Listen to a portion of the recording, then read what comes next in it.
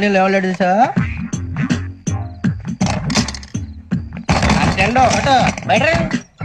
నువ్వా వెంకీ?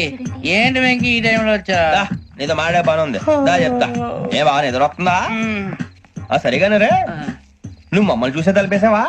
మామూలుగానే వేసాను. మామూలుగా వేసేవాడివి, మీరు రావడానికి ఒక నిమిషం ముందో మేము వెళ్ళాక ఒక నిమిషం తర్వాత వేయాలి కానీ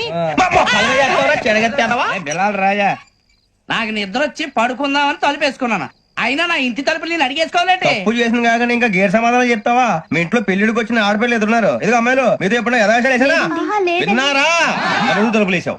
అనవసరంగా గొడవ ఎందుకు? ఇక్కడి నుంచి వెళ్ళండి. గొడవ? మీ ఇంటి మీద పడి ఎప్పుడైనా గొడవ చేశానా బిని గారు? లేదు బాబు. విన్నారా?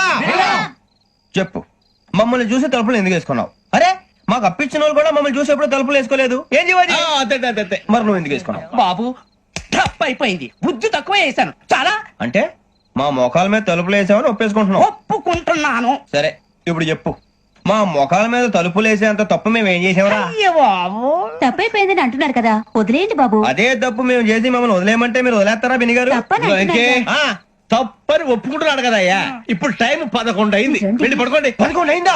కొమ్ము ఉంచాడు కదా. నాకు సంబంధం ఏంటి? ఉంది, సంబంధం ఉంది. 11 గంటలకి నా క్లోజ్ ఫ్రెండ్ ఢిల్లీ వెళ్తున్నాడు. 5,000 అప్పిస్తానని ఎయిర్పోర్ట్ రమ్మని చెప్పాడు. నీ గొడవలో పడి ఆ సంగతే మర్చిపోయాను. ఇప్పుడు నాకు జరిగిన నష్టానికి భర్తీ ఎవరు